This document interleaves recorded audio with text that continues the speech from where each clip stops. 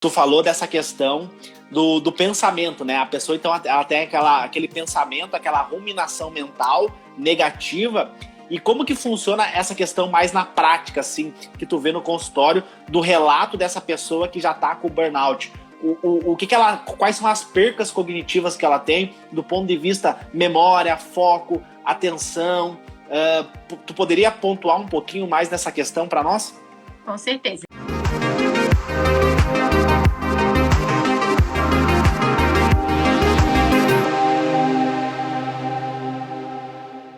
Então, assim, acho que é bem importante isso, né, Léo? Porque como é uma síndrome, é um conjunto de sinais e sintomas, e as doenças psiquiátricas, né, elas são sempre muito variadas, nem todo mundo vai ter todos os sintomas. Mas, às vezes, é muito rico. Então, pode ter sintomas físicos, pode ter sintomas psicológicos, mais comportamentais, né?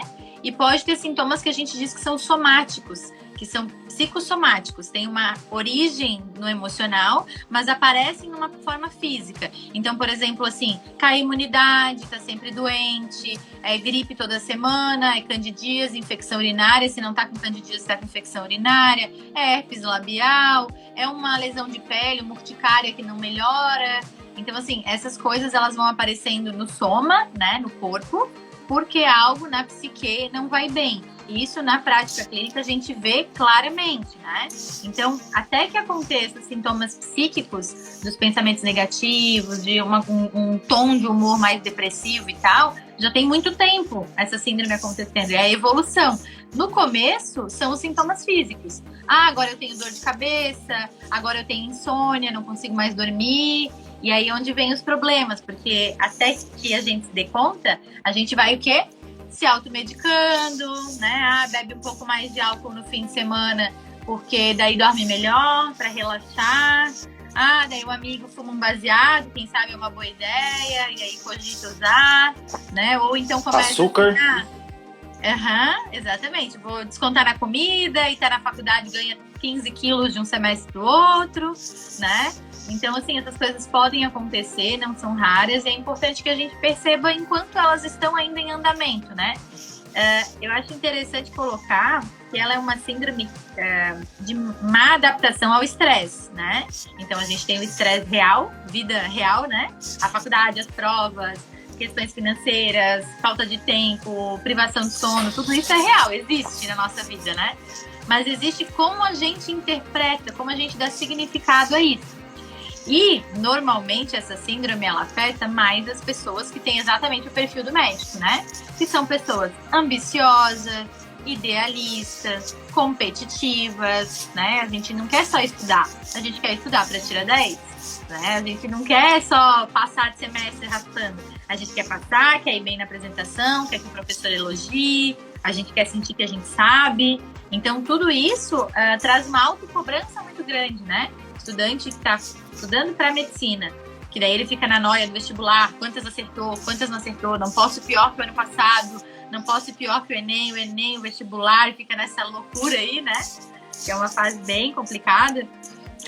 Tem isso antes, e aí a gente pensa assim, né? Não, mas daí eu vou passar, eu vou ser médico. Daí tá tudo certo, eu preciso entrar. Depois que eu entrar na faculdade, aí é só curtição. E aí entra na faculdade, né? Aquela coisa que ninguém me contou, né? Entra na faculdade, você começa a ver aquele monte de matéria, aquele monte de prova, e você pensa, tá, mas eu não ia descansar, esse não ia ser o melhor ano da minha vida? Então, tem todas essas frustrações pra gente administrar, e às vezes muito cedo, né? Porque normalmente a gente tá falando de 16, 17, 20 anos, em que a gente é jovem, né? Às vezes nem terminou ainda de completar a personalidade e tudo mais. Assim, doutora, eu acho, na minha percepção, que nós deveríamos ter, no primeiro semestre da Faculdade de Medicina, uma aula sobre modulação do estresse. Entender o que é o estresse, entender o cortisol, entender esse eixo, né, hipófise, hipotálamo e adrenal, que está correlacionado com várias doenças psicossomáticas, como você mencionasse. Então, eu acho que esse seria o primeiro ponto ali, porque você conhecer como algo funciona é fundamental para que você tenha a mudança. E tu falou uma coisa bem importante, que é essa busca. Eu gosto de dizer que o estudante de medicina, o vestibulando de medicina, ele é muito dopaminérgico. Ele está sempre buscando aquela dopamina, aquela validação, aquele êxito. E eu queria que tu comentasse do ponto de vista mais neurobiológico, quais são os desequilíbrios que a gente consegue ver aí no burnout, do ponto de vista de serotonina, dopamina, essa desregulação do cortisol? Então, que a gente consegue ver nenhum, né? Porque, na realidade, a gente não tem uma maneira efetiva de dosar ou que vai aparecer em um exame. Isso não existe. A gente tem muitas teorias, né? Que se aproximam bastante das teorias da depressão, porque é mais ou menos a mesma neurobiologia, assim. Então, tem um desequilíbrio dos neurotransmissores, né? E uma má adaptação ao estresse. O que significa isso? Quando eu tenho uma situação que me gera medo ou angústia, eu posso reagir de várias formas. E isso acontece, né, várias regiões ali do cérebro, mas em especial hipocampo e amígdala. Então, assim, se eu tiver o meu hipocampo e a minha amígdala muito hiperreativo, eu vou começar a desencadear para as primeiras vezes que eu me incomodo ou que eu tenho medo, uma resposta exagerada do ponto de vista do sistema nervoso simpático, né? Vai acionar o meu sistema de fuga, vai bater mais forte meu coração, vai suar minha mão. Para algumas pessoas isso vai ser bem forte, vai dar diarreia, vai passar muito mal, né?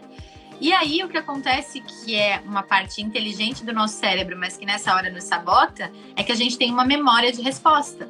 Então, relacionada às nossas experiências, né? Vamos supor que eu apresente um trabalho em oral, na sala de aula, e o professor me trata mal, fala que está horrível, assim, que foi o pior trabalho que ele já viu alguém apresentar na vida.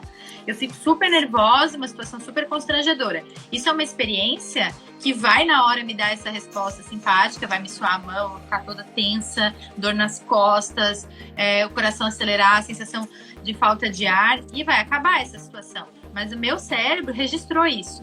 Então, quando eu tiver uma nova apresentação, eu vou lembrar, né? Lembrar do ponto de vista também de neurotransmissores, como foi a última. E aí, antes mesmo de eu ir para a apresentação, na véspera, eu já vou estar passando mal. Porque o nosso organismo, ele é sábio. Ele foi treinado para nos defender de ameaças. Então, a ameaça no passado era, sei lá, um leão que podia me comer quando eu estava caçando, né? Hoje em dia, as ameaças são outras, né? E a ameaça do estudante de medicina é a iminência do fracasso, né? Que eu acho que é o que mais assusta os médicos. E se eu fizer tudo isso e errar? Eu não posso errar. E se eu fizer tudo isso e eu for um mau médico, né? E aí eu gastei o dinheiro da minha família, que minha família não tinha, ou eu fiz um FIES que eu vou ter que pagar por não sei quantos anos, ou a minha família deu tudo que tinha para pagar uma faculdade particular para mim, e agora eu vou decepcionar todo mundo que eu amo. Então a gente se coloca assim, eu brinco que é chicotadas, né? Não é, às vezes, alguém que está nos chicoteando, às vezes somos nós mesmos, né? Por saber, assim, o que representa estudar medicina, principalmente num país como o nosso, né?